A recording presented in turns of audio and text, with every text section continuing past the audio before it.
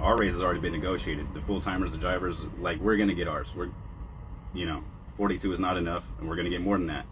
We're going on strike because the part timers are only making 16 an hour, and that's unacceptable. And I will stand next to my part-time brothers and sisters and make sure they get theirs on this one too. And I'll sacrifice 2 weeks of work if it has to, because that's what solidarity is. That's what we do. All right. And how the hell do you think we got to 42 anyways? By sitting back and accepting 35? Nah. No. We demanded what was ours, and that's what we're doing now. And 42, that's what it is now. In August, when that contract gets signed, we'll have more than that. And it's going to keep going up every year because their profits go up every year.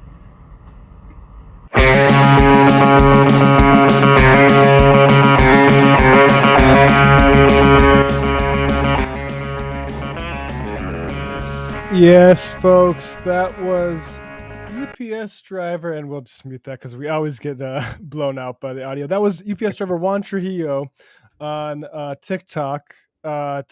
Doing some basic education, and we got a lot to do. For those who listening, the comment was, no way you deserve 42 an hour as a delivery guy, LOL, take zero skill.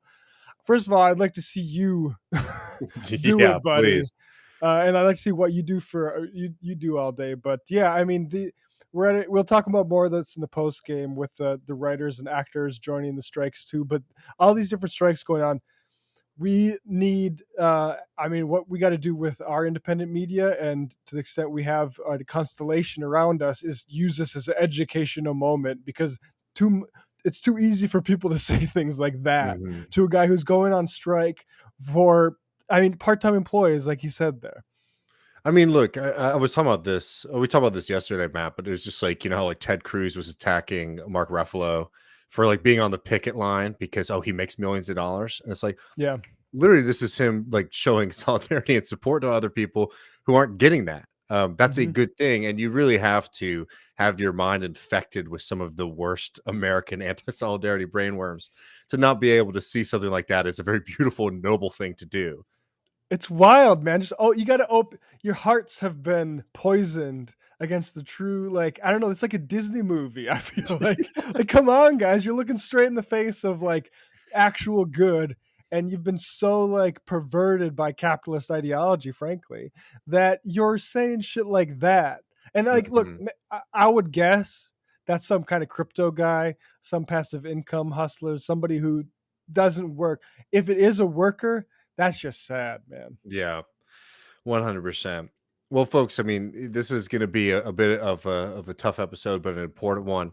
Just before we jump into these stories, reminding folks over at patreon.com/leftreckoning, we'll be hanging out immediately after the stream, taking your calls and questions. We also have some RFK DeSantis stuff. By the way, I think I was gone, or I was not paying attention too much.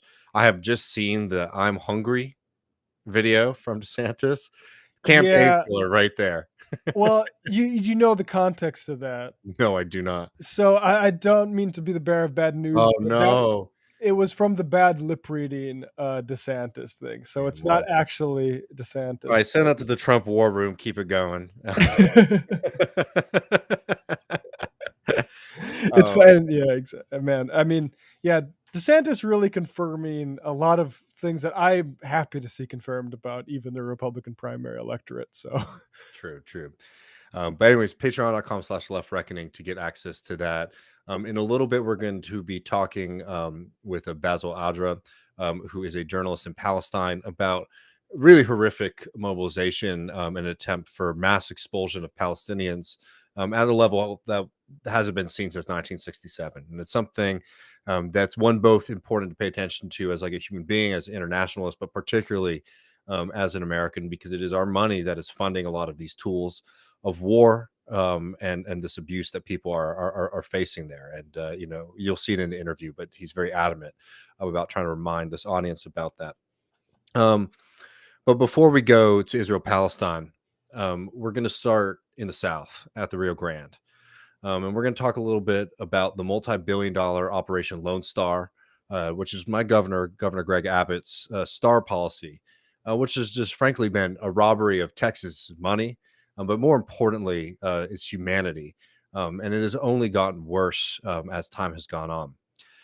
Abbott has been devising new ways to harass, torture, and maim people fleeing desperate circumstances and coming to this country to try and build a new life.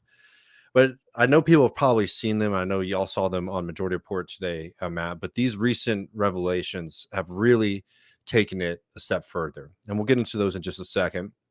As we've covered on this program, the mobilization of the Texas National Guard and Operation Lone Star has been a humanitarian disaster from the outset, frankly, costing the lives of countless migrants and even Texas National Guardsmen themselves. And I thought that maybe that might wake some people up and push some people to start demanding better from the state government. But those, ideas have sort of fallen to the wayside as it's only continued to get worse. Last year, literally last July, it was revealed that the Department of Justice was investigating Operation Lone Star under the Title VI of the Civil Rights Act of 1964. And I've covered, and if you can have this plan, Matt, I've covered, it's far from the only scandal among deaths of migrants, death of National Guardsmen, lack of payments to troopers on the border, and a whole host of grift and mysterious payments among the billions spent. This thing has been riddled with scandal, and this is the new operation here.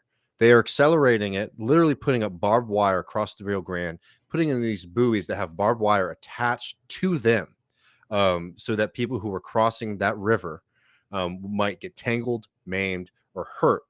I've covered for Jacobin the way that Greg Abbott has been diverting desperately needed federal COVID-19 funds to these border operations, which again have done nothing to make the border safer, have done nothing certainly to help the migrants. And it's just been an incredible grift.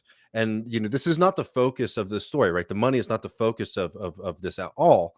But it's unbelievable the amount of people who have been profiting millions of dollars with absolutely zero vetting.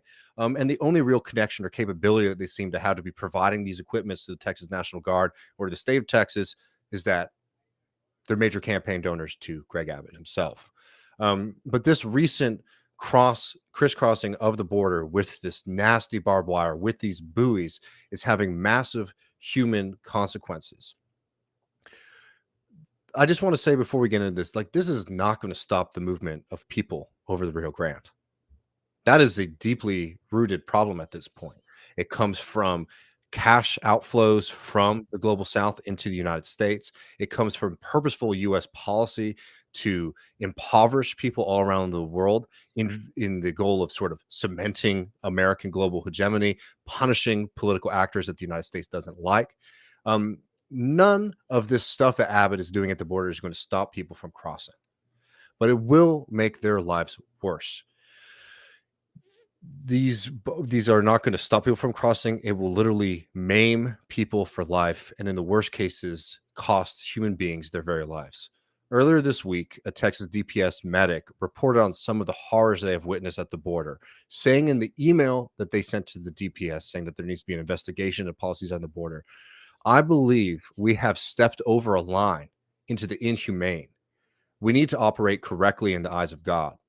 We need to recognize that these are people who are made in the image of God and need to be treated as such. And the allegations that he outlines in this report are horrifying.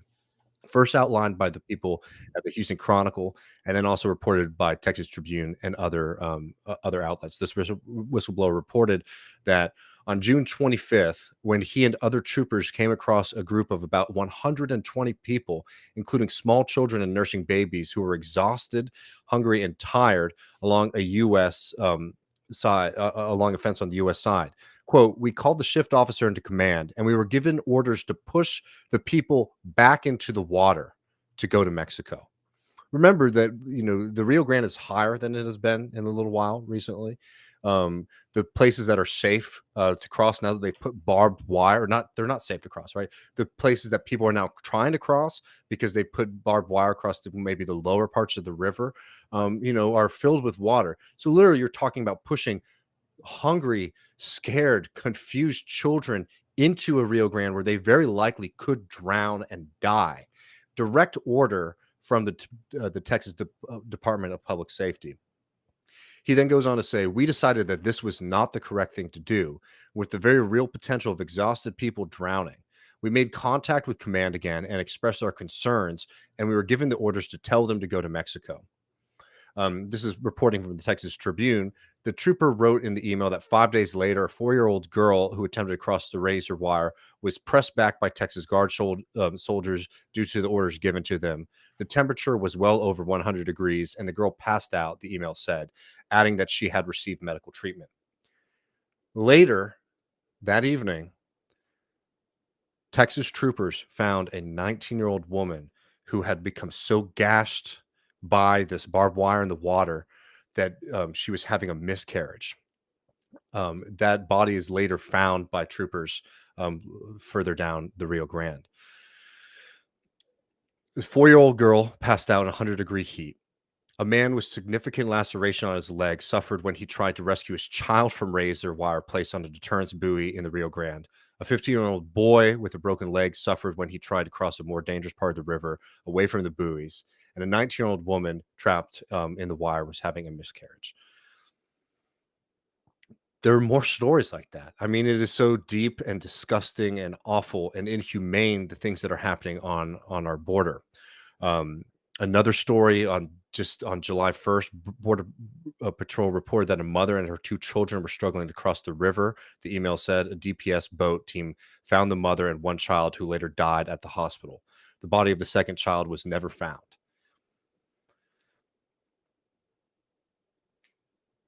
I mean, what can you say about something like that? I mean, it is absolutely horrible what these people are doing to struggling and suffering people trying to cross over in this country to find a better life, to find hope. The confusion, the pandemonium, and add to all of that, the entire journey on the way here, being preyed upon by some of the most vicious people, the people who, are working around, human smuggling. Really dangerous folks, incredibly dangerous situations in Mexico and all the other countries that these people are crossing. The DPS director of Texas, Stephen McCraw, said, "The smugglers care not if the migrants are injured, but we do, and we must take all necessary measures to mitigate the risk to them, including injuries from trying to cross over the wire, drownings, and dehydration." About this email, McCraw calls for an audit of DPS protocols to determine if more can be done to minimize the risk to migrants. I'll tell you right now what will minimize the risk to migrants is picking up all that fucking barbed wire out of the river. Which is very clearly something that is set up to maim and potentially kill people who are crossing over the border. There is no purpose to this other than to harass and to terrorize people. And in these cases, right, this is not even just something that's symbolic. This is something that is physical, that is already lacerating people, that is already causing deaths, that's always already causing drowning. To sit here and say, oh, the smugglers don't care about the lives of these people, but we do, is absolute bullshit when we're getting reports here that people are being ordered by command of DPS to push children into the water. I mean, are you kidding me with that kind of shit? It is so absurd. It is a bald-faced lie to sit here and say that we care for these folks when you're literally putting up weapons of war, militarizing a beautiful part of the earth. With these things for the sole purpose of drowning migrants with the intention that it's going to curtail migration. It's not. All that is going to happen is more and more people are going to suffer more than they have already in the first place. The things that caused them to come here. Yeah. And I mean, this is perpetuating the nightmares of society because not only is this utterly horrific to whatever degree you want to say in the immediate, you have all of this. I mean, look, I applaud that guy who sent that email because that is 100%. heroic. The ultimate effect of this is going to be coarsening all these guys deployed onto this against that. Like most people aren't going to be reflective enough to think, oh, what I was doing was actually bad.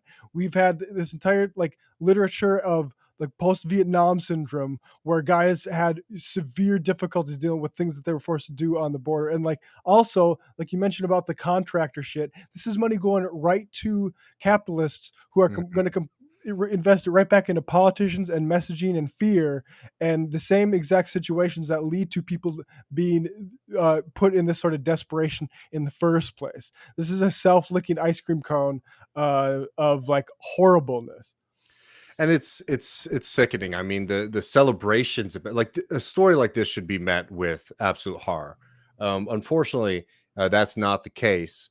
Matt Schaefer, former Texas rep, says, if in fact, this is today, if in fact Governor Abbott is taking a bolder approach to border security by directing DPS troopers to repel illegal crossers. So this is somebody well aware of these stories, right? Well aware of these stories about children being pushed into the Rio Grande, saying, this is a good thing. He has my full support. Every Republican legislator should be speaking up as Dems in the media try to shame Abbott into backing down.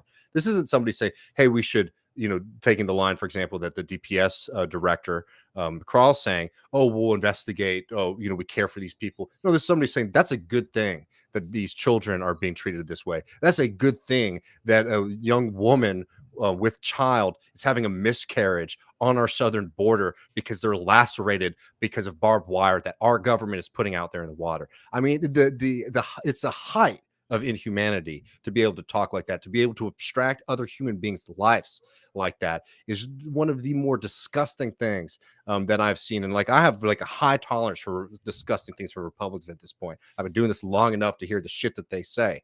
That is something else.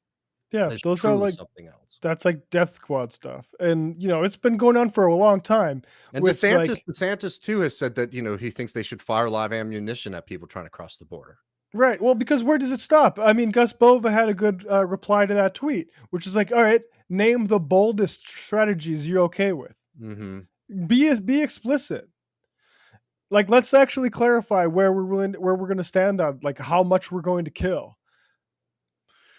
So I wanted to, it's hard to even pivot from this. You have to talk about politics. All right. This is politics right here. This is the human consequence of politics, right?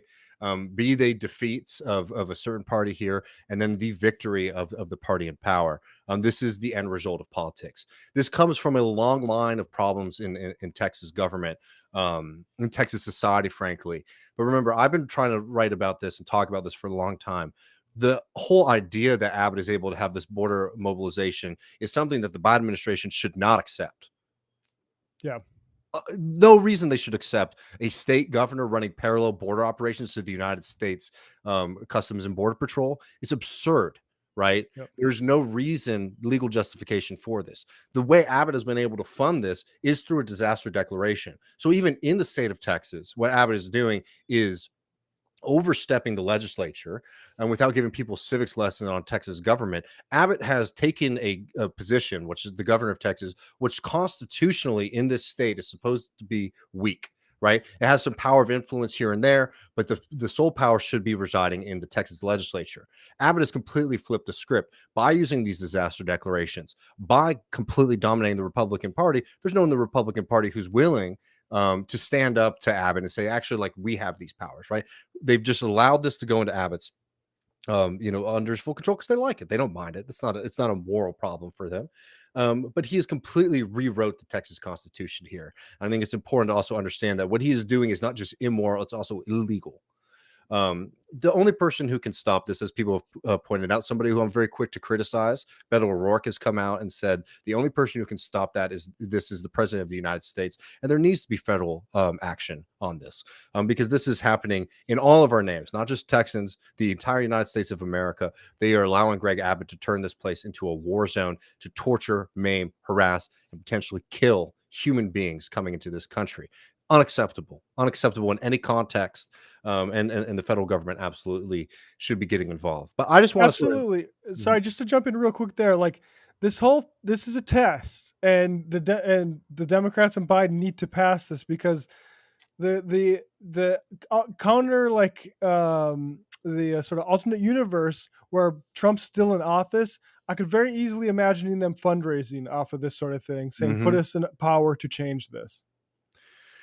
Well, let's look at a couple of these clips. So let's maybe start on a better one. This is Joaquin Castro, congressman, speaking about these, and I think he speaks very clearly here, and I appreciate this from him.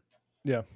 Greg Abbott posted this on social media. He was showing these buoys that will create a floating barrier in the Rio Grande, the river separating the U.S. from Mexico. The goal, the governor says, is it coming through as a pause? Crossings. I think it's coming through. I'll just note for people, the audio is shifted to the left channel. So if you're not hearing it, that's why. We'll mix it down for the podcast. you make of this? Is there anything that you can do in Congress, if I suppose if you're against it, that you would want to do to stop this? What was your sense of it when you saw this? I mean, look, Greg Abbott and Republicans in Texas, and really Republicans like Donald Trump and others, for them, the border and immigrants and brown-skinned immigrants are their number one boogeyman to try to get their base all riled up. And so I want to be clear about this. What Greg Abbott is proposing, or what he intends to put out in that water, are drowning devices. Those things are going to force people to drown. Children, disabled people, mothers, and others. He needs to know, and people who support this need to know, that those things are going to cause people to drown. And that's an inhumanity that I can't support. And so we'll take a look in Congress when we come back early next week about what we can do to try to stop him from doing that.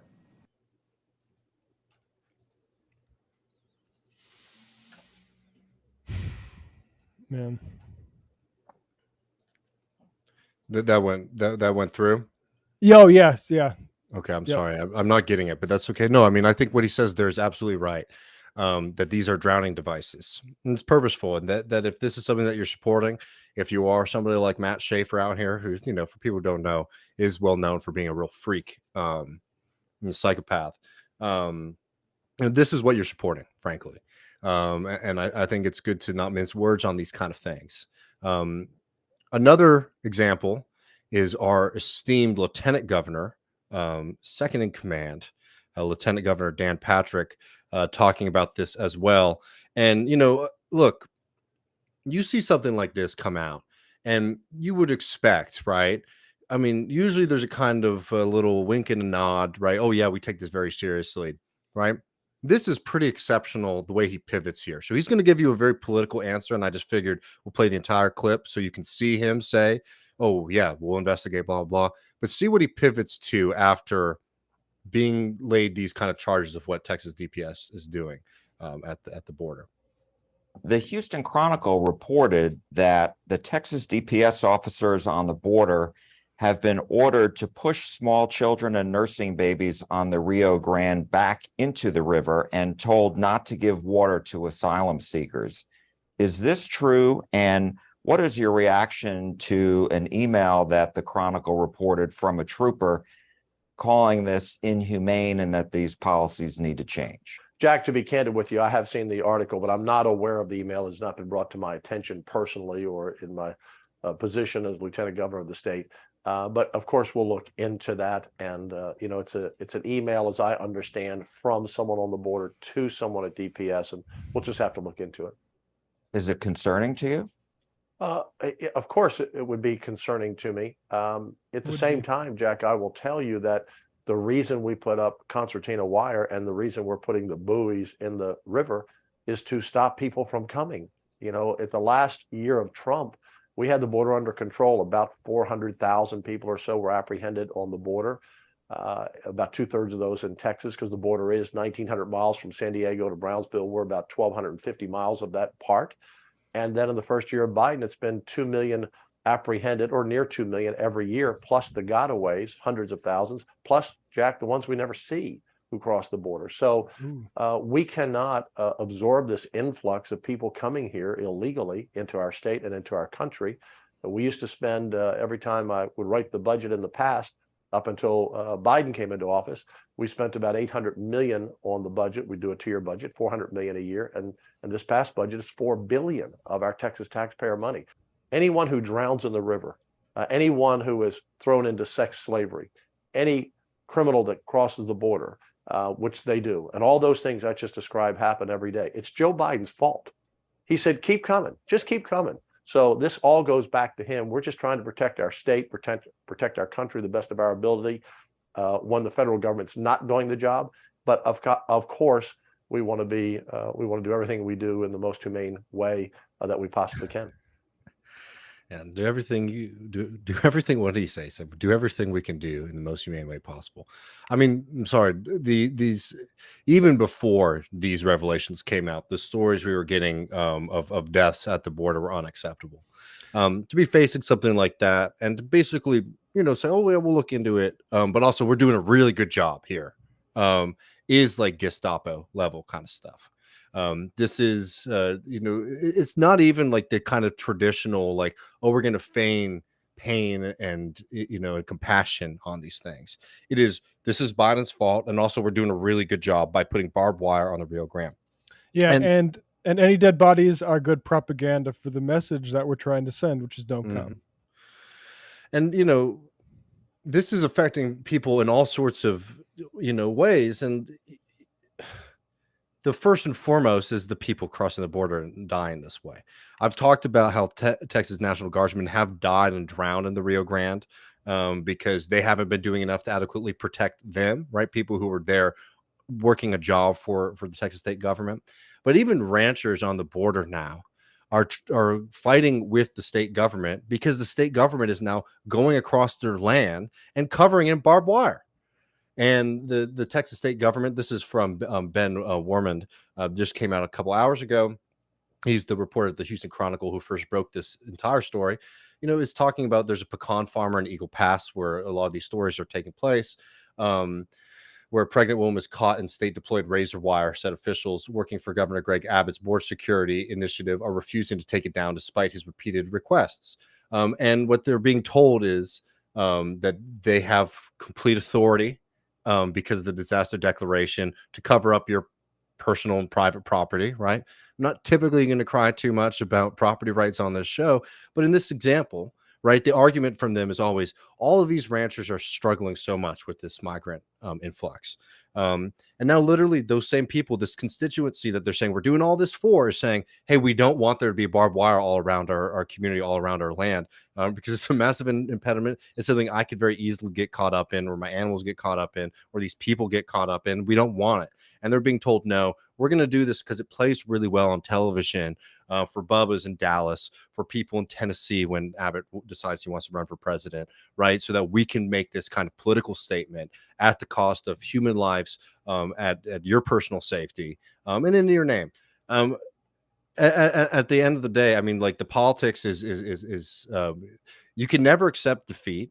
This doesn't represent Texas. It doesn't represent Texans. People are mad about this. People don't want this kind of thing to be done. The most direct, the fastest way to deal with this crisis is for the federal government to get involved and say, no, we are not going to allow a state governor to put up weapons of war on our southern border. Full stop. That's it. You do not have the authority. We do not recognize your authority to do that. And we're going to pull those up right now. That is the quickest solution. The longer solution, the one that we more likely might have to pursue, is to support aid organizations on the border that are out there helping migrants, making sure that like when these DPS psychos are saying we're not going to give people water in 105-degree heat, that we're there giving people water, giving them shelter, giving them information and help and coordinating, getting them to their destinations. But most importantly, it goes back to what we're talking about across the board, is that we need a different kind of politics in this state and in this country that puts human rights, that puts working people first, because the current regime is not working for any of us, and it is only leading to more and more and more barbarism. Yeah, and I mean, this water stuff goes back a while. Like I remember Vice documentaries. I don't know if it was in Obama's era or if it was early Trump, but like border guys going around and seeking out stashed water canteens and dumping them out. Dumping them. The other thing this has, and you mentioned Gestapo and Nazis, and I will draw another parallel, which is that this is being used to mask a failure of capitalists. J.D. Vance was going on about the impact of all the migration on low income like housing and things like that. And what that is doing is blaming some of the most marginalized, oppressed people that we have in the world right now for a problem by your local real estate industry. That's exactly what's happening. Here's this new research by the Joint Center for Housing Studies from Harvard University, and I will say Harvard because it's good info. But you look at you can go by here and select a state, but the general rule is that the rentals for a high income have gone up compared to, this is 2011 versus 2021. and for low income have gone down. I mean, this is, and you just pick a random state. Let's pick California, of course. See that everywhere. High, you see Colorado. Like, it's the Mhm. story. There's Mhm. way more like 600, 800, way more 800, 1,000, and now the only ones that are experiencing growth are high, like expensive rent. So Mhm. like that's where this is coming from. This is being used. These people are being scapegoated like Jews were. Like I'm like that's exactly where we're at here. Yeah, no, I think you're right. What they're doing is there are problems that people are experiencing in this country because of capitalism, low wages, really expensive rents, high food costs, etc. Yeah, and instead of blaming the capitalist, the guy who's actually making money off of this, yeah, let's blame these people who are trying to cross over a river in 100-degree weather Yep. with everything that they own on their backs, literally pregnant at times, carrying children with them. I mean, it is truly some of the most dehumanizing, but also a very tactical decision because, yeah, Dan Patrick, Greg Abbott, JD Vance, Trump, a lot of them don't want to talk about bosses. Frankly, neither Right. do Joe Biden or the vast majority of the Democratic Party either. Nope. And So that's these partially things. why we're in this position where we can't move anywhere but backwards on it. So instead of having like a reasonable border policy, you get to scapegoat it, and not just scapegoat it. At this point, like it's almost quaint to talk about the scapegoating when we're talking about the human life and the human cost of this kind of thing. Right. It's gone beyond scapegoat. Sacrificed. Sacrifice.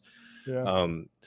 So I mean, this touches on a lot of different things, and we'll certainly continue to cover it. But remember, these things cascade, from the early reports of how Abbott is sort of consolidating power to be able to do things like this, to now it's a brutal realization on the border. And don't let these things move on. Like, don't let this news cycle move on. There needs to be sustained pressure on the Biden administration to get involved, because they'd be very happy for this to be a news cycle that is, basically politically helpful for them, right? Oh, Republicans are bad, right? And they are. Republicans are bad, right?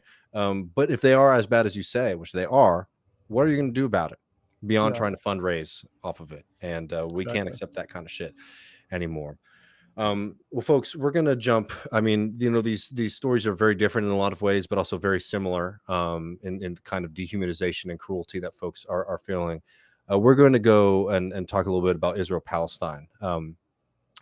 We had Basel Adra on the show, who was telling us about what is likely to be one of the largest expulsion events in Palestine since 1967 in the West Bank.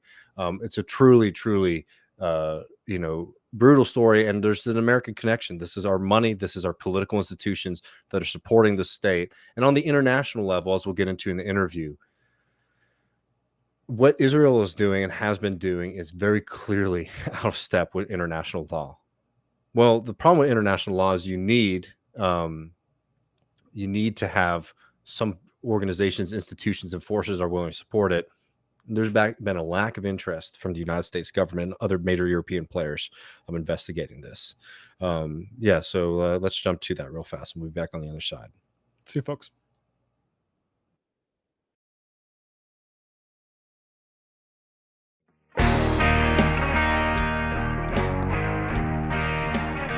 Welcome back, Left Reckoners. David here. I'm joined right now by Basel Adra, who is a reporter with 972 Magazine and Local Call, who wrote a piece along with Yuval Abraham in The Nation. The destruction of this Palestinian community was greenlighted by Israel's Supreme Court. Thank you so much for taking some time to join us here on Left Reckoning today. Thank you and your audience for having me. No, I mean, this is a really important, story, and there's a lot of importance, particularly for our American audience, to be paying attention to what's happening in Palestine, because the U.S. plays a role here. But I mean, could you talk a little bit about this Supreme Court decision? We're talking particularly about Masafer Yatta, which is a larger region in the West Bank. If this decision from the Supreme Court goes through, if the policies are enacted, as you noted in your piece, this will be one of the largest expulsions, population transfers of people in the West Bank since 1967. Could you sketch out a little bit about, Masafer Yatta, like, and who controls it, who lives there for our audience who might not be familiar? So yeah, Masafer Yatta is in the southern occupied West Bank. It's in the West Bank and on the border of the 1948. We are like 20 communities. Our livelihood in the history and kept until now is farmers. We keep sheep. We have 20 small villages that all in these villages people are farmers that keep sheep and planting the seeds and olive trees and living this simple life. And in the past, like in the last, like in the before 50 years and 100 years and 200 years, and in the history the people digged caves to live in them as houses, and was really, like as we hear from our grandparents, a simple and a good life that they used to live as farmers here, but start to be like under control, and people start to be harmed in their livelihood mainly. Since 1967, since the Israeli occupation forces took over this land and start like controlling everything about it. So in the 80s, the Israeli occupation forces started three like actions or three designations in order to legitimize the presence of the Israeli civilian settlers like living in our land in Masafer Yatta and all over like Area C, what's so called Area C in the West Bank. So first thing, they designated a huge piece of land of our like lands in Masafer Yatta as a state land, and this state land goes exclusively to the settlers to build the settlements and outposts and farms. And in that time, within the same year, they started to build 3 settlements here in Masafer Yatta, and one of them just a few 100 meters away from my home and from my community. And then there is the other designation, which is the third one. It's like they designated 14 community out of the 20 as a firing zone, which is mean that this land would go only for the Israeli occupation army to do military exercises on it. And actually, an Israeli politician at that time, Ariel Sharon, who was a minister for the ministry for the agriculture ministry, wrote in his secret documentation that was released last year, just like 40 years after the designation, that he is designating these 14 communities as a firing zone, not for the soldiers. It is for the settlers to build the settlements there and to expel out the Palestinians. And they will use the word firing zone and military area for the pretext in the court. Since that designation until last May, they've been putting pressure, like increasing each like year the pressure on the residents of Masafer Yatta to take them and to drive them away from their homes, especially from these 14 communities. So in 1999, they invaded these villages, and they, with the heavy forces and the military trucks and big vehicles, and put all the stuff inside them, and also they put above this the children and old men and the women, and they beat up some of the men and arrest them and drive away the rest with their sheep. That day, 700 Palestinians were made homeless by Israel. This was very traumatic and very, very horrifying like action to be done. By a chance, there was like a human rights organizations who would come to cover the daily harassments by the Israeli military forces in the area. And that thing happened, so they got to film this and to take photos and to publish it. And that year, there was also the Israeli liberal left-wing Zionists playing a role on that, and they don't want to be embarrassed in front of the international community that the pictures going outside that the Israeli occupation forces like taking Palestinian 700 people in trucks and transferring them out. So 6 months later from that action, and within the steadfastness of the Palestinians who really fight to go back to their land, they were every day got beaten by the soldiers and got arrested, and they confiscate their sheep and their tractors. So the court find itself under pressure of international community, human rights organizations, and the people who appealed on what happened with them, and who kept fighting on the ground for their land because they don't have any other place to go for it, like to go live in it. So what happened, the court decided in the March 2000 that the residents of Masafer Yatta can go back live in their land until the final decision will come out. So then, since then, until last May, people were really fighting. I am personally like grown up in this situation where I witnessed and document hundreds of the demolitions that going on weekly by the Israeli occupation forces against the Palestinians. And within the same time, they were able to go back to their land. Immediately, the Israeli army allowed the settlers to build another like 4 outposts. They kept saying these outposts are illegal, but these 3 of the outposts were built in the firing zone also. But the settlers there facilitated to have electricity, clean water, and public transportations, asphalt, and big bulldozers come to dig for their homes and their building. I never saw like an Israeli bulldozer going inside, demolish this, while they keep saying it's illegal. So you have this picture that they're coming weekly to do these demolitions against our communities, and at the same time facilitating for the settlers to expand more and more into our land. And this is just crazy to imagine it. I grew up in this situation where I live in a community that just got destroyed.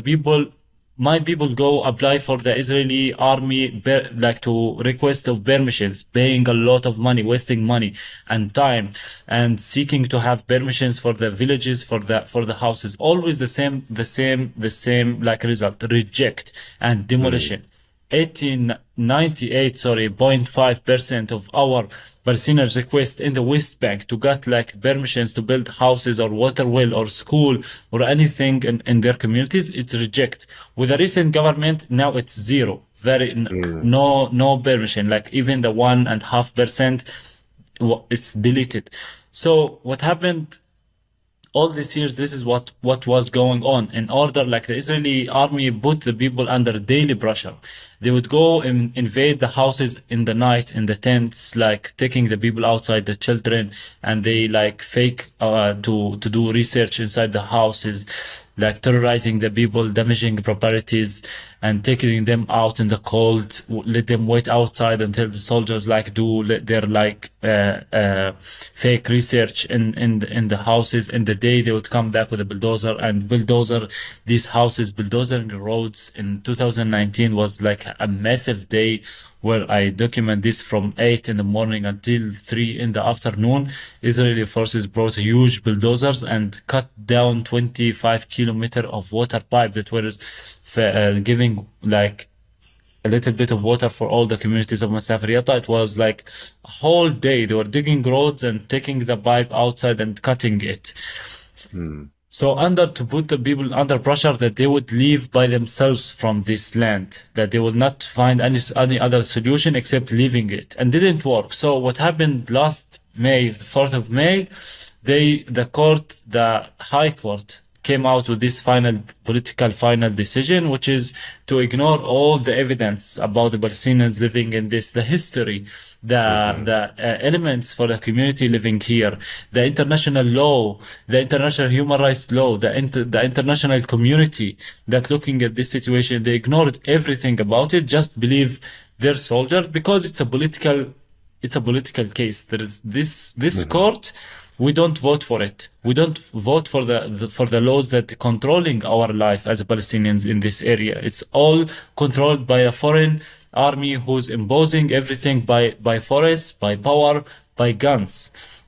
So the final decision was to ignore everything and just to give the green light for the Israeli military occupation to drive away over than 1,300 Palestinians from these communities away, and to give this land for, as they still claiming, a firing zone. So since this decision come out in last May, for 2 months they've been driving like 3 to 4 tanks and huge bulldozers, and they do explosions in the ground.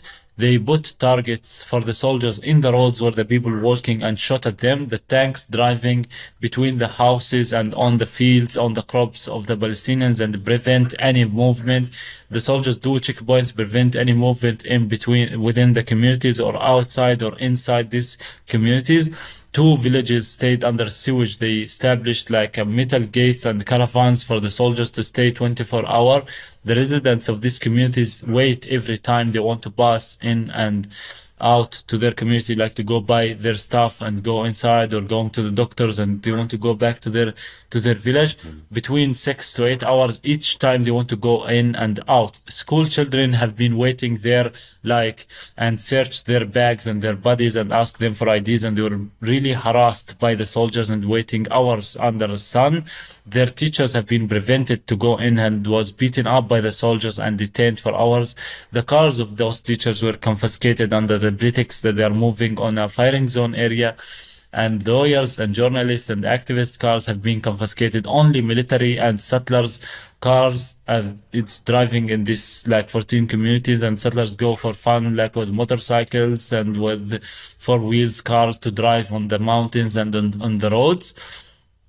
And over than that, they whipped out 15 like houses and special properties for the residents of these communities. I want to speak about one new thing happened in after the decision, and really living like it's a traumatic for me. One normal day in November, like in the morning, while students in a primary school in Masafer Yatta had their classes as usual, heavily forces invaded their classroom at 8, like in the time they started their class. The soldiers ran like crazy to the doors of these classrooms, slammed the doors, and other group of soldiers start pushing us away as journalists and parents. And one soldier started throwing stun grenades. When the first stun grenade were bombed, the students, these kids really opened the windows of their classrooms, taking some of their books and start jumping from the windows and crying and running away. And the soldiers keep running after them, like to make sure they're leaving away from around the building. And the soldiers went inside the school, taking their bags and balloons and tables and chairs, and taking them to military vehicles, confiscating them, stealing them. And then a bulldozer were driven in and owned by a settler who just living in an illegal outpost nearby in our land. Come in, and for like some minutes he drove he bulldozed all the school and smashed it under the eyes of everyone. I mean, this is the American money that they are funding it to this foreign military that controls everything in order to destroy our life. I mean, Americans should know that their money going to destroy our schools, our water system, our solar panels, our roads, our homes, and these things has nothing to do with the Israeli security or the things that they are talking about. We want just normal life as a humans living on our land as a people who owns this land, and having all the evidence to prove that this is our land, and we just want to build our homes, our schools, and to have clean water and lights at night, and to sleep really safely. I don't feel safe sleeping at night because last year they invaded my home about 7 times at night. They detained my father, they harassed us, they broke the door of my room in order to get inside it. And all these soldiers come with masks on their faces, with long guns, and with like 30 soldiers. They will invade the village. They will prevent anyone to move and make arrests in the village, throwing stun grenades just for fun. I filmed this and I posted, and it's just so crazy how this can keep go on, and how there is a fight in the US to speak if Israel is a racist state or not a racist state. What do you want after all the evidence that you got from Amnesty, Human Rights Watch, B'Tselem, the biggest Israeli human rights organization, and the evidence that we film every day and the harassments that we are talking about? We just don't want to be controlled by a foreign army who controls everything about our life in order to drive us away. Nothing here about security, nothing here about religion. It's all political, to steal our land and to annex it. This is why they are creating this and those Israelis who's now chanting for democracy and against the judicial revolution, or I don't know what they call it. Where were them when this high court decided last year about Masafer Yatta to drive away 1,300 Palestinians? Actually, the one that wrote this judgment is a settler himself, living in a settlement in the West Bank and violating the international law, and still can be a judge and deciding the future of 1,300 300 residents of Masafer Yatta. Where were these Israelis who's now chanting for democracy? Where were them about these decisions? We also deserve our like freedom, deserve to choose and to vote for our leaders, deserve to vote for the laws that control my life and controls to give me permission for a home or not. And I don't have this, and I am like 27-year-old, and my parents doesn't have this rule or this like freedom. Well, I mean, I want to talk a little bit more about life on the ground, but and I totally agree with what you were just saying. But as you outline in your piece, I mean, even for like a decision from the Israeli Supreme Court, this one seemed extremely cynical, right? It was very clearly political.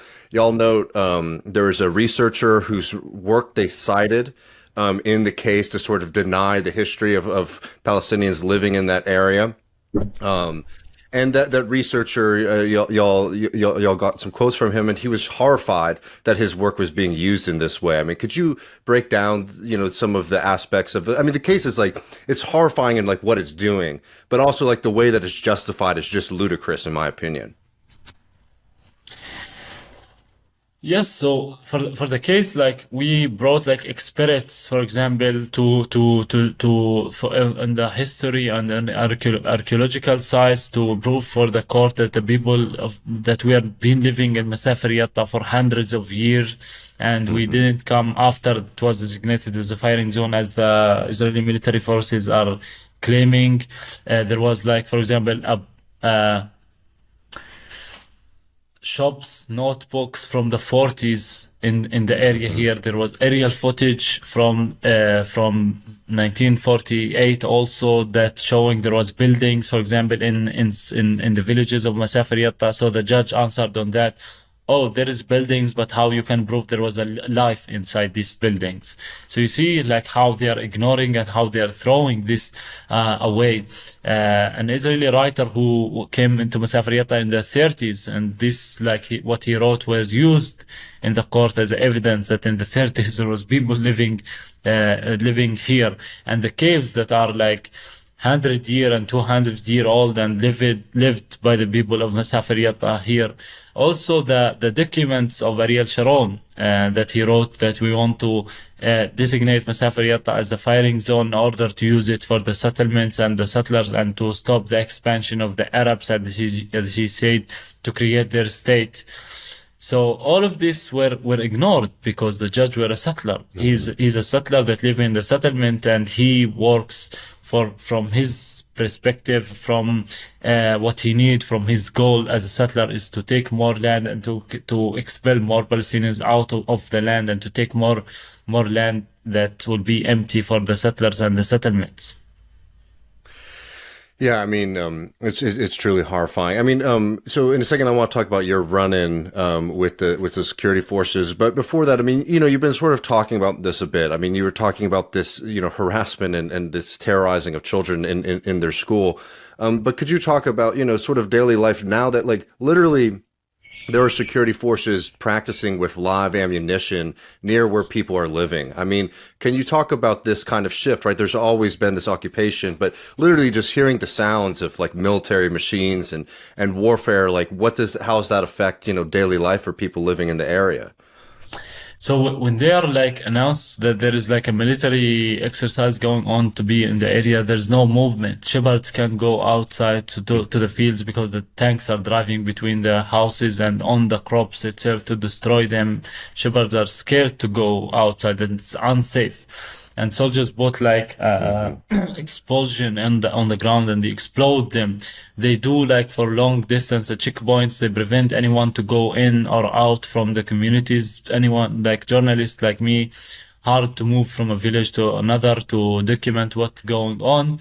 They also, as I mentioned, set targets on the road and literally they let the soldiers shoot at them like with live bullets and on the road.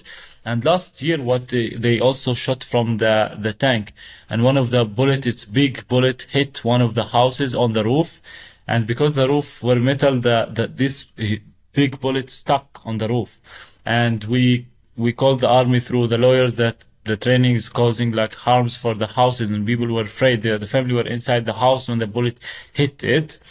And they came like with a one military jeep and checked, and they said, no, there's nothing here, nothing. We did nothing with the training. By chance, there was a visit for the European embassies and the European representative to this village to tell them about the Masafer Yatta case. And the people cut the roof of the house in front of the European representative, and they took out the bullet. And it was a huge bullet that was shot from a tank. And no one have a tank in this area except the Israeli occupation forces, who could have a tank. And when we filmed, when we took pictures of this bullet and take it to them, they said, "Oh, it's maybe happened because of our training." What mean maybe? Who else have this like? And they played this game as they shot Shireen Abu Akleh, the journalist in Jenin. They said, no, it's not us, it's the Palestinians, and then maybe it's us. And indeed, it was a mistake by us. The journalist was shot by the Israeli soldiers. So even like, because there's no consequences for their crimes and for the acts that they are doing. They shot like a house with a bullet of a tank, and no one will do anything to them. So why they would care about it? So this is like the impunity that they are covered by it's covering Israeli government always by the US mainly, and by the biggest like countries in Europe, that they don't help us to go to the ICC. They don't do anything to end this occupation except like some condemnations here and there and some posts on social media, but there's no actions to done. And it is the time of to act against the apartheid and against the racism that we are facing every day in our life. I definitely want to get to the international stuff in just 1 second, but before we get there, you had a run-in with security forces last week, and I can't imagine that, the mobilization and militarization has made it easy to do what you do, which is cover what's happening in the region. I mean, could you break down your experience with being detained recently? So there was like there's daily harassment by the settlers. That's not pogrom as happening pogrom where everyone talk about it, but there is a daily harassment that no one like talk about it almost, where the settlers drive like this is like a new policy that they are doing, creating new farms, and they would go with the sheep to the Palestinian special properties to the crops in order to harass the Palestinians and to make them tired from their like staying there, because the Israeli military occupation can't just confiscate this land, because the laws still prevent them from confiscating like special properties. So that what they would go, they invest in the settlers' daily violence and harassments, that the settler would go day after day to the Palestinian fields in order to make them tired going to this field. So the settler would go there and like graze his sheep and claim the Palestinian throw at him stone, so the army would come and arrest this Palestinian, take him to the jail for several days, paying a high fine, and then would be released. And this game until the Palestinian would be tired from going to his land, and then it ended up to the settlers. So this like family called me that the settler grazed in their field and asked me to come film him. So when I went there, more settlers joined, and one was driving the car very crazy, and then he claimed that Palestinian threw at him stones. So the army arrived there, the police arrived there, and then start to invade, like huge forces invaded like my village and start to attack people literally and beating them up and searching houses for the kids who throw stones at them, and as they claimed. And then officer like came to me and told me, give me your ID and your phone. I gave him, and he said, you have to open your phone because you are here and filming. This is what the settler told him. I told him I am a journalist and I have card, and you can't just do it. There's a police is here and they didn't ask for it, and there's rules for this. And he said, listen, the rules take like long time. I want you to open your phone now and to show me the videos, and I release you, or there is a longer way to take the videos. I told him this is illegal and you can't just do that. He said, okay. He called on the phone for another military jeep that arrived, and they took me behind this jeep, start handcuffed me. When they were doing that, the settler were still there and start like insulting me and raising his middle finger to me. The soldiers were like smiling and handcuffing me, putting like clothes on my eyes to cover them, and put me in the jeep and start driving away. And then they transfer me from the jeep to another like van of the soldiers, and who start also insulting me, and they took me like they drive I don't know where I couldn't see. It's mental thing that you can't see, you can't understand the language, except like they know the bad words in Arabic that they're cursing me with it. And like they kept driving until we arrived in a place, I assume it's a military base, and they put me down, start pushing me hard to walk with them. I was like trying to ask them that I want to understand what's happening, where I am, and they just kept telling me to shut up and shut your mouth, and pushed me and grabbed the chair and make me sit on it, and then grab the chair to the sun and make me sit there and just try to like say bullshits like, why don't you live in Jenin? Why you don't go to Jenin if you are a journalist for Al Jazeera? And then like asking me, if you are an educated person, why you ended up in a military base with a soldier handcuffed. I told him, if you are educated enough, you would not be in this place and in this military base. And they like kept telling me that telling me that I'm a dog, and they know who I am, and I'm writing anti-Israeli reports and this shit like for several hours under sun. Then the same officer came and take me to the jeep and take me to the entrance of my village, and he gave me my phone and my ID that was in his pocket for all this time, and I don't know what he did into it. And this is not the first time. Just last May, I was beaten up and assaulted by 4 Israeli soldiers for like 40 minutes, only because I went to film them trying to demolish like a shelter for my neighbor. And they decided like immediately to arrest me violently. I was protesting that this is illegal, there's no excuse, I'm just filming. They didn't care. They really grabbed me on the ground and beated me up. And later I was like hospitalized because of that. And just, this is like recently, but almost each time I go to the field, they're like blocking us and preventing us and try to arrest us and create a flying checkpoint on the way where we are driving in order, for example, to prevent us from reaching the place where they are demolishing or doing something. And also they confiscate the cars for journalists and activists when we go to, for example, to the communities that designated as a firing zone under pretext that this civilian car can't be in a firing zone area. Well, I mean, it's awful. I can't wrap my head around it. In the last couple of minutes, I mean, this is very clearly not in step with international law. I mean, could you talk a little bit about what you and other people in the area would like to see from the international community, and in particular the United States, on this issue, something that's more significant than, for example, condemnations from politicians from time to time? It's crazy. I mean, today we are more than ever really disappointed and angry because with the last government, it's very clear more racism toward us. There is like a massive of settlers building in the area here, even in Masafer Yatta, where the court decided that civilians can't live here. The settlers are creating a new outpost and attacking people really every day. Like I'm getting calls and the activists here with me, getting calls every day from different communities. We are not able even to cover this, that the settlers going and harassing these people. As I mentioned, not necessarily the pogroms, but the settlers go graze near the people's houses and chase shepherds away. They're harming the livelihood of the people, the food of the people. So in order to make them live away, recently they also start to come to the water wells that the people dig to and collected the water from the rain, and they cannot just waste this water.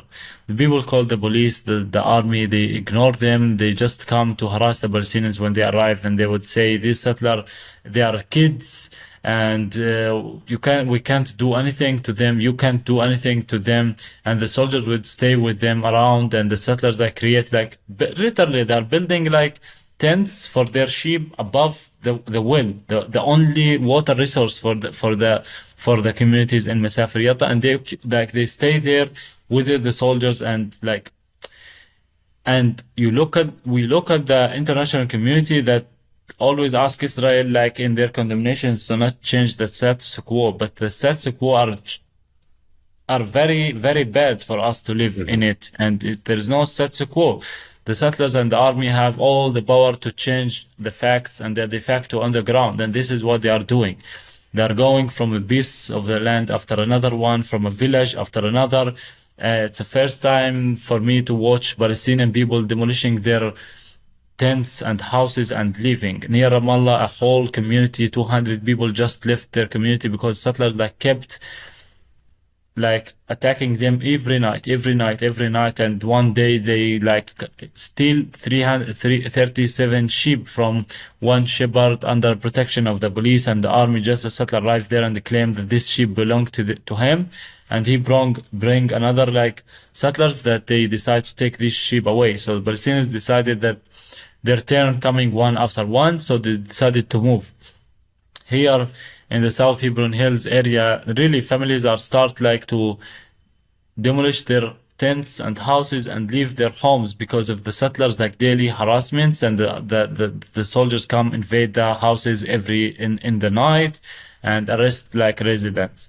While the international community not doing anything on that, but the opposite, a lot of money. For example, there are 6 Israeli settlers organizations are registered in New York as charities, and they're getting $60 million each year in order to damage our life, and they're creating huge farms on our land for the cows, for the sheep, for the chicken, for the vineyard, for the cherries, and they're getting water for all these farms. Why us Palestinians in this heat wave don't have clean water to drink in the day, while they have these huge farms to make economy for these settlements? And all of it's money from the US that's coming here, or for the military to commit these demolitions and night invasions and arresting people, or for the settlers who's occupying this land and colonize it. So Americans should look after their money, and these acts should stop, and they should support us as Palestinians to get our freedom and our dignity and our life as a human beings. I can't agree more, and I think there's a tremendous responsibility for people in the U.S. To be paying attention to this and advocating for our government to change its policies, because it's not just a bystander. In fact, it's an actor in the area. Basel, thank you so much for spending some time with us today on Left Reckoning. We'll link to your work and to this piece, and really appreciate you taking the time.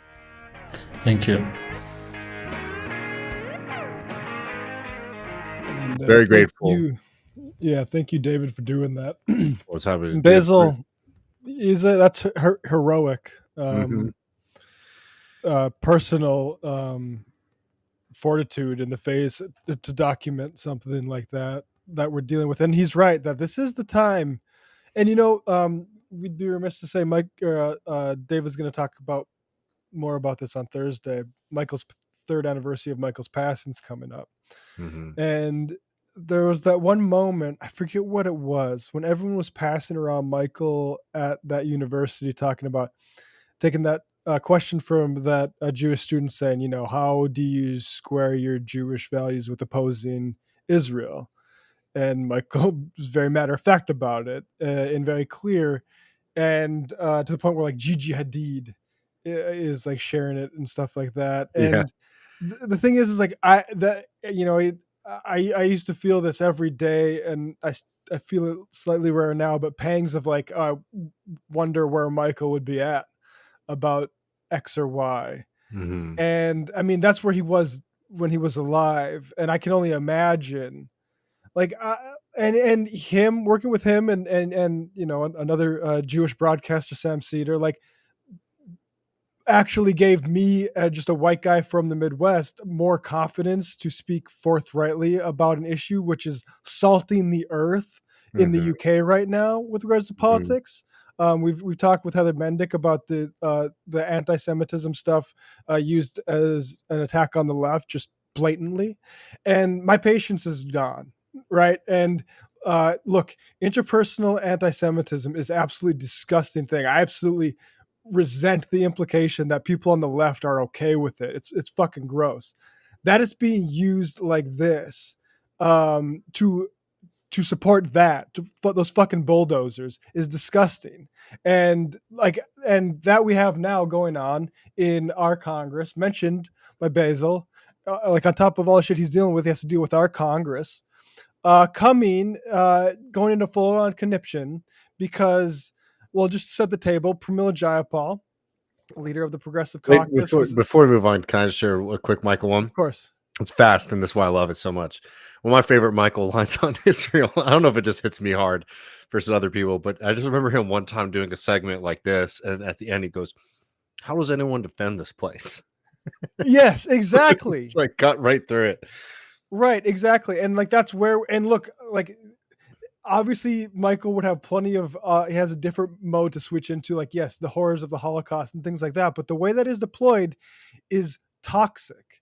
And you know, the way that he, like, Michael was really like over identity politics deployed for reactionary purposes because of his, you know, time. He's talked about this many times. I mean, probably in that speech, debating family members saying, well, what about, you know, the history we all know about the Holocaust? Like, yes, that is not justification. And to use that for propaganda to justify this is a further like historical sin that you should not want to envelop people in. Mm-hmm. And so, yeah. You set this up, yeah. So Pramila Jayapal was at Netroots Nation in Chicago, and some Palestinian activists stood up and started, you know, basically speaking out for this sort of thing. Oops, sorry, my autoplay went. And Jayapal stood up and said, among other things, like, Israel is a racist nation. And then walked it back, said, "Oh, I'm sorry, I said that. I didn't mean it's a racist nation. I mean like the powers, the like present governing structures and that sort of thing, and the policies, right? But I don't mean to get on the whole endeavor, right?" Which I think, like, we kind of do need to start talking about that sort of like long-term history of, like, sure, I think there are plenty of people who looked, and you have the, like, on the best, you have the kibbutz, the sort of like socialist Jews who had, like, I have no doubt that there's thousands of people that had good intentions, but the ultimate practice and has been one of just nationalism and exclusionary nationalism, right?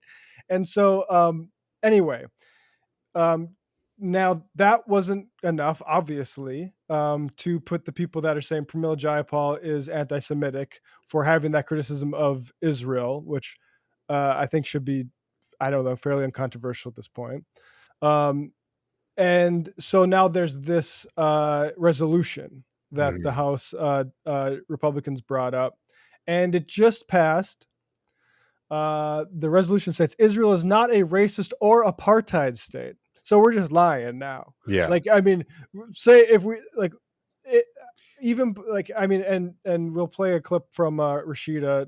You know, like, it's just not. This is just what terms mean. You would have if we act.